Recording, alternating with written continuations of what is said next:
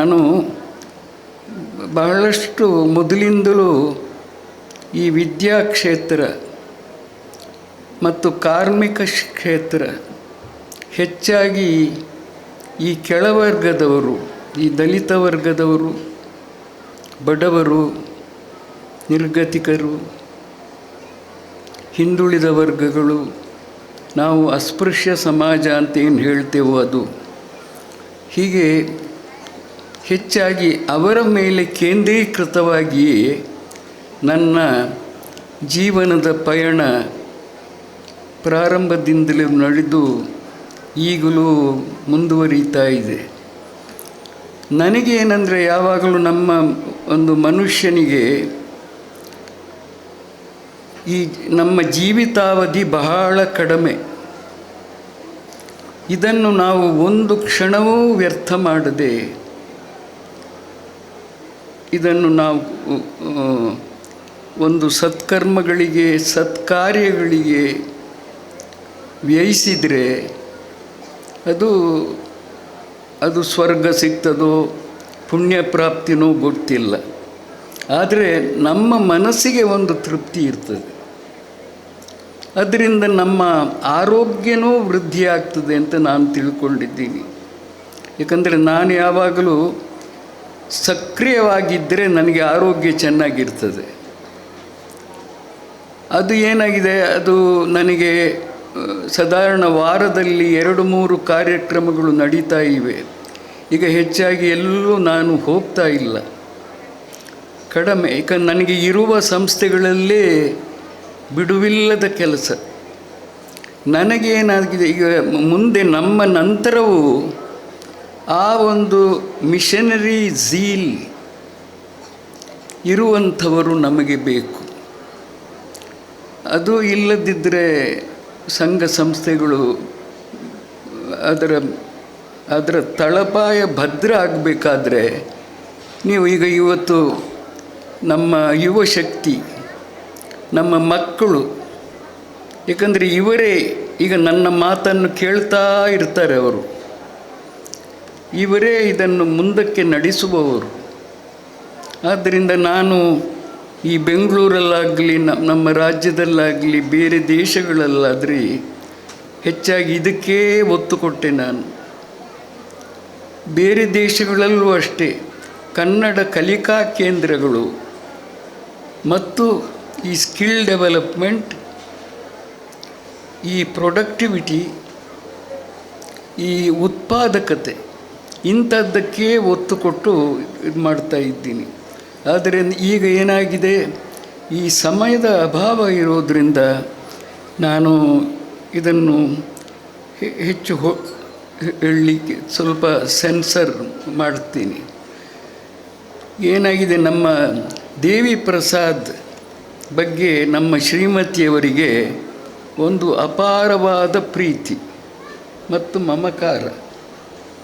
ಅವರು ಬರುವಾಗಲೇ ನನಗೆ ಏನು ಹೇಳಿದರಂದರೆ, ನಾವು ಒಂದು 25 ಲಕ್ಷ ರೂಪಾಯಿಗಳನ್ನು ನಮ್ಮ ಈ K Mohan Devalva, doctor M K Shailaja Alva ಟ್ರಸ್ಟ್ನಿಂದ ನಮ್ಮ ದೇವಿ ಪ್ರಸಾದ್ ಶೆಟ್ಟಿ ಮತ್ತು ಫ್ಯಾಮಿಲಿ ಇವರಿಗೆ ಕೊಡಬೇಕು ಅಂತ ತೀರ್ಮಾನ ಮಾಡಿದ್ದೀವಿ. ಅದಕ್ಕೆ ತಮ್ಮೆಲ್ಲರ ಒಂದು ಆಶೀರ್ವಾದ, ಬೆಂಬಲ ಬೇಕು. ಮತ್ತು ಇಂಥ ಸಂಸ್ಥೆಗಳನ್ನು ಕಟ್ಟುವುದು ಬಹಳ ಕಷ್ಟ. ಏಕೆಂದರೆ ನಾನು ಎಲ್ಲ ಕಡೆ ಒಂಥರ ಝೀರೋದಿಂದ ನೋಡಿದ್ದೀನಿ. ಬಹಳ ಕಷ್ಟ. ನಿಮಗೆ ಅಪಾರವಾದ ತಾಳ್ಮೆ ಬೇಕು ಮತ್ತು ಎಲ್ಲರನ್ನೂ ಕಟ್ಕೊಂಡು ಹೋಗಬೇಕು. ಈ ಅಧಿಕಾರಿ ವರ್ಗ, ಏಕೆಂದರೆ ಈ ಅಧಿಕಾರ ವರ್ಗನೇ, ಈ DC ಗಳೇ ನನಗೆ ಜಿಲ್ಲೆಯಲ್ಲಿ ಅಧ್ಯಕ್ಷರಾಗಿದ್ದರು. ಏಕೆಂದರೆ ಅವರನ್ನು ಚುರುಕು ಮುಟ್ಟಿಸಿ ಕೆಲಸ ಮಾಡುವುದು ಸಾಧಾರಣದ ಕೆಲಸವಲ್ಲ. ಆದರೆ ನಾನು ನನ್ನದೇ ವಿಧಾನಗಳಲ್ಲಿ ಅದನ್ನು ಮಾಡ್ತಾಯಿದ್ದೆ. ಈ ಶತಾಂಶ ಅಕ್ಷರತೆ ಅಂತ ಒಂದು ಸ್ಲೋಗನ್ ಕೊಟ್ಟೆವು ನಾವು ಆ ಕಾಲದಲ್ಲಿ. ಮತ್ತು ಈಚ್ ಒನ್ ಟೀಚ್ ಒನ್ ಅಂತ, ಮತ್ತು ಮೇಕ್ ಯುವರ್ ಹೋಮ್ ಲಿಟ್ರೇಟ್ ಅಂತ. ಮತ್ತು ಈ ಅಧ್ಯಾಪಕ ವರ್ಗ ಮತ್ತು ಬುದ್ಧಿಜೀವಿ ವರ್ಗಗಳಿಗೆ ಈಚ್ ಒನ್ ಟೀಚ್ 10 ಅಂತ ಒಂದು, ಅದು ಆದಷ್ಟು ಇದಾದರು. ಆದರೆ ಇನ್ನೂ ಶತಾಂಶ ಅಕ್ಷರತೆ ದೇಶದಲ್ಲಿ ಯಶಸ್ವಿಯಾಗಿಲ್ಲ. ನನಗೆ ಒಂದು ದಿವಸ ಹಿಂದೆ ಮುಖ್ಯಮಂತ್ರಿಗಳಾಗಿದ್ದ ನಮ್ಮ ದೇವರಾಜ ಅರಸು ಅವರು ಹೇಳಿದರು, ಆಳ್ವ ನೀವು ಭಾಳ ಚೆನ್ನಾಗಿ ಕೆಲಸ ಮಾಡ್ತಾ ಇದ್ದೀರಿ, ನೀವು ನನ್ನ ಹುಣಸೂರು ತಾಲೂಕನ್ನು ಶತಾಂಶ ಅಕ್ಷರತೆಗೆ ಬದಲಾಯಿಸಬೇಕು ಅಂದರು. ಸ್ವಾಮಿ, ಅದು ಶತಾಂಶ ಅಕ್ಷರತೆ ಬಹಳ ಕಷ್ಟ ಇದೆ. ಇಲ್ಲ, ನಾನು ನಿಮಗೆ ನನ್ನ ಸಂಬಂಧಿಕನೇ DV ಅರಸು ಅಂತ ಮೈಸೂರು ವಿಶ್ವವಿದ್ಯಾಲಯದ ರಿಜಿಸ್ಟ್ರಾರ್, ಅವರು ನಿಮಗೆ ಸೆಕ್ರೆಟರಿ ಆಗಿರ್ತಾರೆ ಮತ್ತು ಅತ್ಯುತ್ತಮ ಇವರು ನಿಮಗೆ ಕಮಿಟಿ ಮೆಂಬರ್ಸ್. ನಮ್ಮ ಸುಬ್ರಹ್ಮಣ್ಯ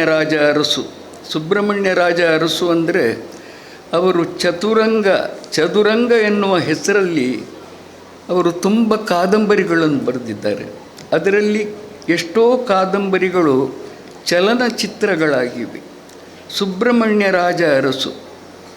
ಹಾಗೆಯೇ ನಮ್ಮ TR ತಾರಾ ಸುಬ್ಬರಾವ್ ಅವರ ಚಿಕ್ಕಪ್ಪ ತಳುಕಿನ ವೆಂಕಣ್ಣಯ್ಯನವರು. ಅದು ಎಂತಹ ಅಧ್ಯಾಪಕರು ಅಂದರೆ ಮಾದರಿ ಅಧ್ಯಾಪಕರು.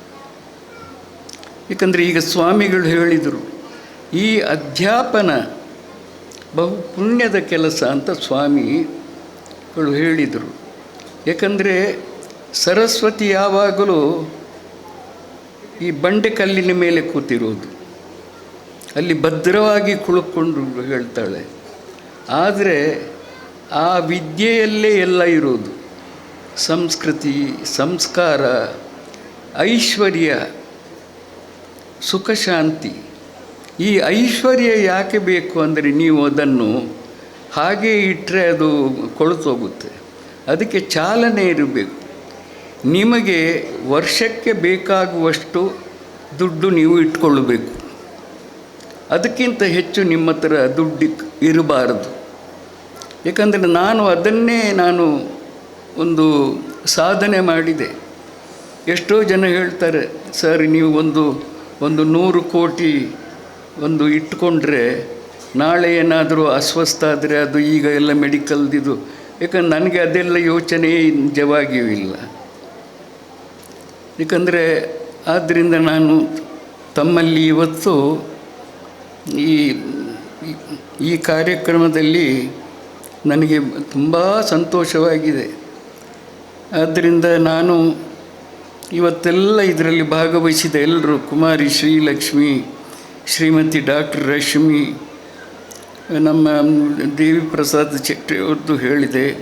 ಹಾಗೆಯೇ ಸ್ವಸ್ತಿ ಶ್ರೀ ಧ್ಯಾನಯೋಗಿ ಲಲಿತ ಕೀರ್ತಿ ಭಟ್ಟಾಚಾರ್ಯವರ್ಯ ಸ್ವಾಮೀಜಿಯವರು, ಡಾಕ್ಟರ್ ಸುಧಾಕರ್ ಶೆಟ್ಟಿಯವರು, ಜಯಕರ ಶೆಟ್ಟಿಯವರು, ಇಂದ್ರಾಳಿ, ವಿದ್ವಾನ್ ಕುಮಾರಗುರು ತಂತ್ರಿ, ಇವರಿಗೆ ಸಾಮೂಹಿಕ ಶ್ಲೋಕ ಪಠಣ ಮಾಡಿದ ಇದು ಅದ್ಭುತವಾಗಿತ್ತದು. ಪದ್ಮನಾಭ ಹೆಗಡೆ, ಆಮೇಲೆ ಪ್ರಣವ್ ಭಟ್, ಶ್ರೀಮತಿ ಉಷಾ ಅಂಬರೀಷ್, ಇವರೆಲ್ಲ ಇದು ಮಾಡಿದ್ದಾರೆ. ಆದ್ದರಿಂದ ನೀವು ಎಲ್ಲ, ಏಕೆಂದರೆ ನಾನು ಯಾವಾಗಲೂ ಬೆಂಗಳೂರಲ್ಲಿ ಮಾತಾಡುವಾಗ ಏನು ಹೇಳ್ತೀನಿ ಅಂದರೆ, ಒಂದು 5 ರೂಪಾಯಿ ಕೊಟ್ಟರು ಅದಕ್ಕೆ ರಿಸೀಟ್ ಕೊಡಬೇಕು. ಏಕೆಂದರೆ 5 ರೂಪಾಯಿ ಏನು ಚಿಕ್ಕದಲ್ಲ.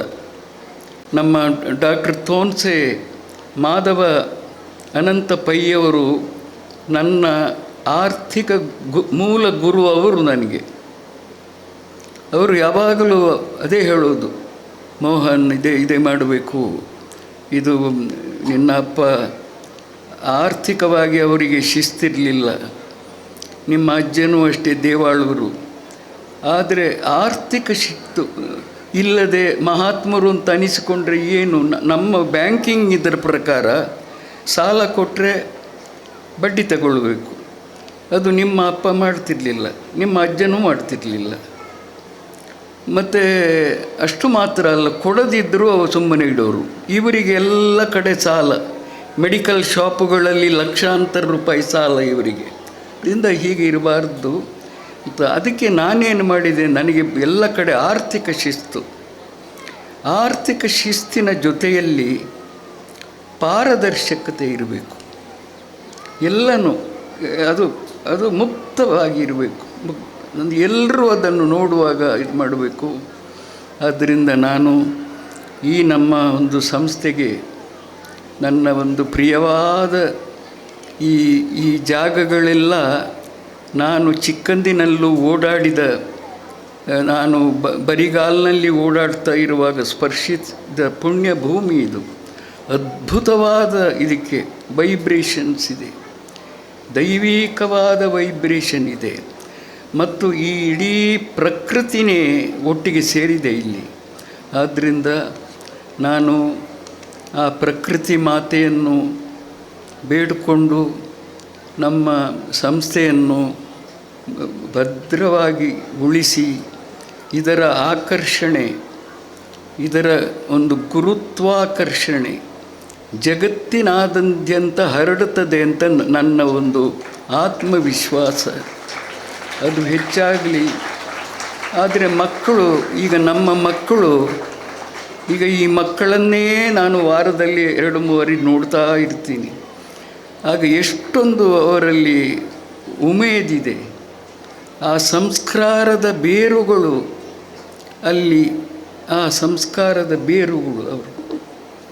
ಆದ್ದರಿಂದ ನಾನಿವತ್ತು ಈ ಕಾರ್ಯಕ್ರಮಕ್ಕೆ ಬಂದು ನಮ್ಮ ದೇವಿ ಪ್ರಸಾದ್ ಶೆಟ್ಟಿ ಅವರಿಂದಾಗಿ ನಾನು ತುಂಬ ಪುಣ್ಯ ವೃದ್ಧಿಯಾಗಿದೆ, ನನ್ನ ಆರೋಗ್ಯ ವೃದ್ಧಿಯಾಗಿದೆ ಅಂತ ಹೇಳ್ತಾ, ನಾನು ಅತ್ಯಂತ ಸಂತೋಷವಾಗಿ ಅವರಿಗೆ ಪ್ರಿಯವಾದ ಆಶೀರ್ವಾದ ಮತ್ತು ಬೆಂಬಲ ನಾನು ಸದಾ ಕೊಡ್ತೇನೆ ಅಂತ ಹೇಳ್ತಾ, ತಾವು ಎಲ್ಲ ಕೊಡಬೇಕು ಅಂತ ವಿನ್ನವಿಸ್ತಾ ನನ್ನ ಮಾತುಗಳನ್ನು ಮುಗಿಸ್ತೀನಿ. ನಮಸ್ಕಾರ.